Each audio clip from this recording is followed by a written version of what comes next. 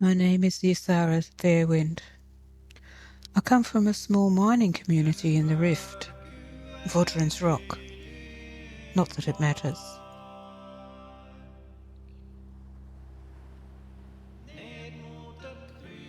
My mother, Elise, was a healer, and my father, Bjorn, part of the Watch. Our family was shunned by most because my mother, a Breton in a Nord village, used more than just herbs when healing. Let's not mince words, she used magic, and people in small villages don't trust magic. Or at least they didn't in our village. But they were quick enough to find their trust when one of them was sick, or injured, or a baby needed help to enter the world.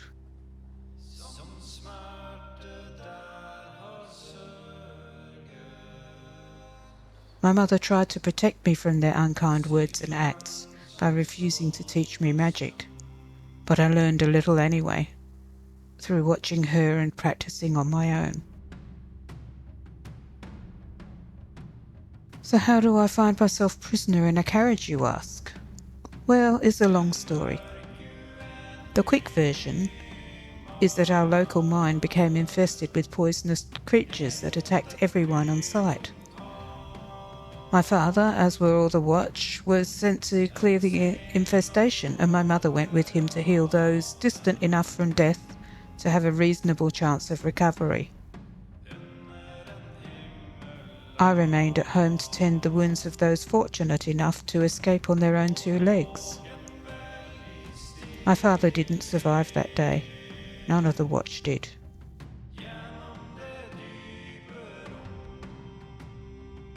His last act before he yielded his life to the gods was to pull my mother out, as the remaining few townsfolk boarded the entrance up to keep the monsters inside.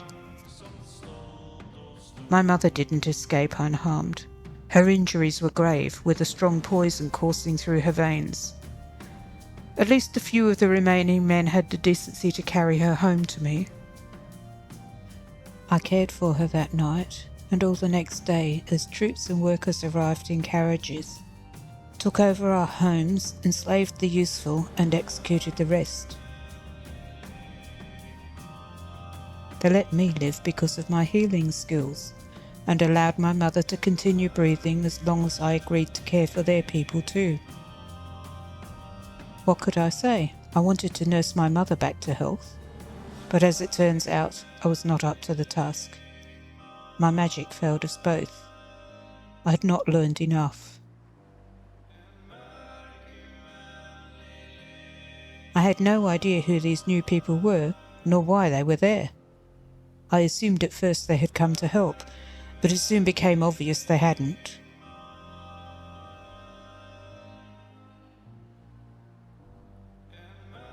As I tended to a local man who had injured himself falling from a high ladder, he told me a tale I could barely believe. The creatures in the mines had all vanished when they pulled the boards off the very next day. The local men were used to haul rocks and such from the mine and carry water into the mine, but none of them were permitted to go past a guard station that had been set up outside, save for a few who worked on the other side of the guard post. But those men were never permitted above ground. A story had emerged, passed from man to man, that an indication of Eternum had been sighted deep in the mine. It was the very next day that creatures appeared. It was speculated that one of the miners who had discovered the Eternum had travelled to Riften to sell the secret, and never returned.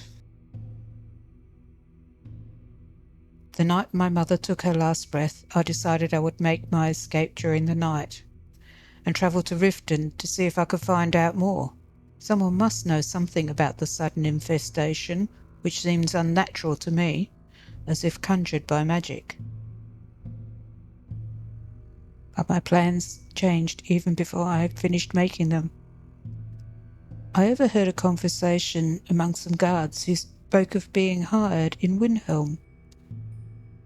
So I altered my plans to travel to Windhelm and learn who was behind this, who, in essence, was responsible for the death of my parents. I care not for the rest of my village, for they never cared for us. So I made good my escape that night.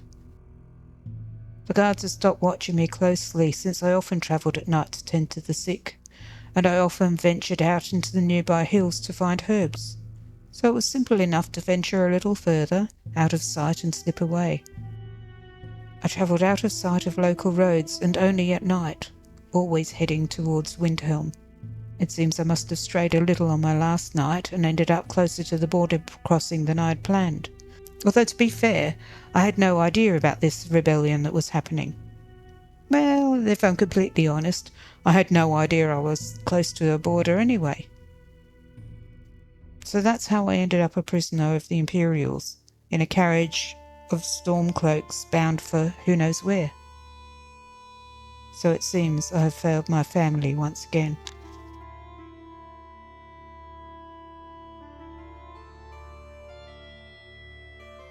We travelled to a town apparently called Helgen, and I found myself with my head upon a block, waiting for the axeman's blade to fall across my neck and sever my head from my body.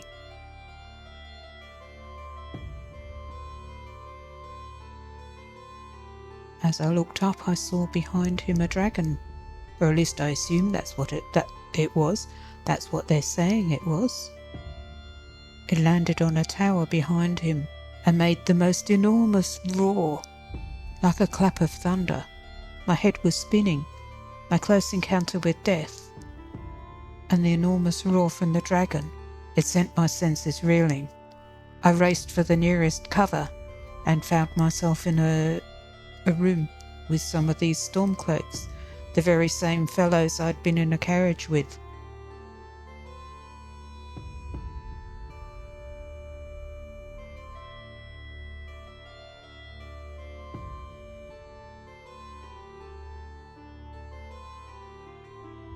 We raced up a tower and jumped across to a burnt-out building.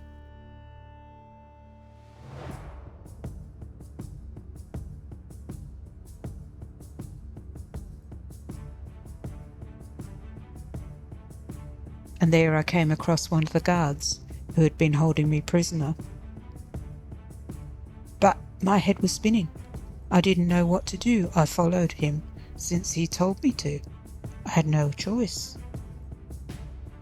I could stay outside with the dragon spewing fire in all directions, or I could run for cover behind this guard. I chose the latter and followed him.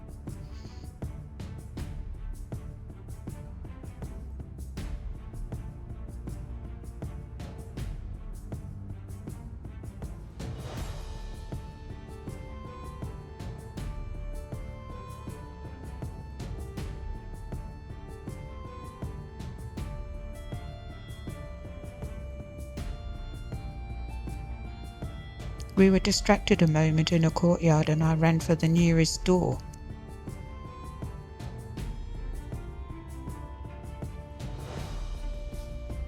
And found myself back inside a room, again with these stormcloak fellows. They released my binds, and I followed them down passages, seemingly going underground, to try and escape the dragon. But the dragon filled the roof behind us, and we had no option but to keep going forward. We came across a couple of gruesome rooms, a torture room and such.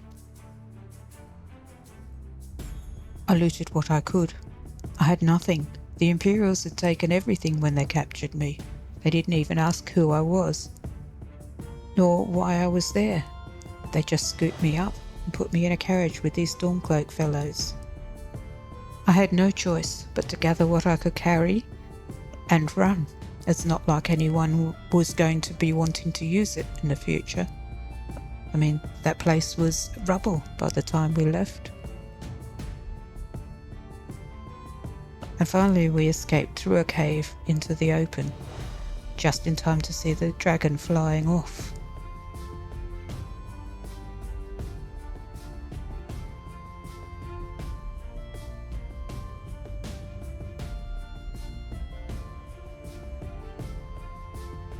The Stormcloak fellow offered me bed and food for the night.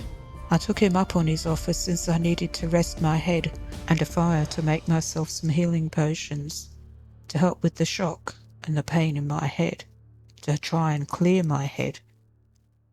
And so I followed him to a place called Riverwood.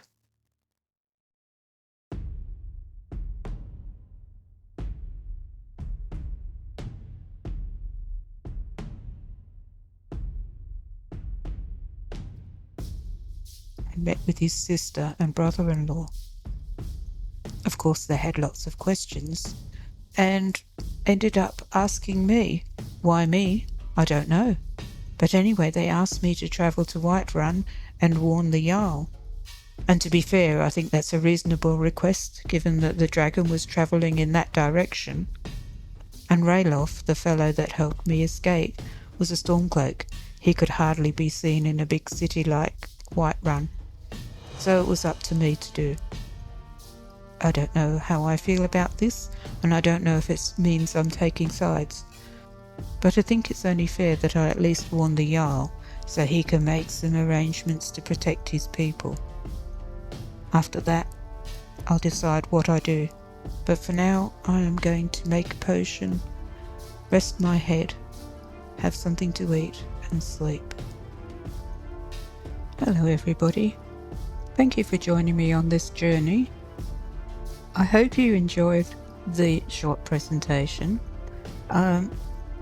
What I would like to ask you to do before you leave is to leave a comment in the section below, letting me know whether this is something you would be interested in watching, and if so, would you be interested in watching it in storytelling mode, as I've done here with the introduction, or as a role-playing playthrough.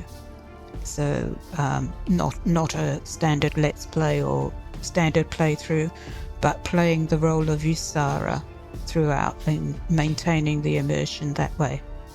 I look forward to your comments. Thank you. Bye bye.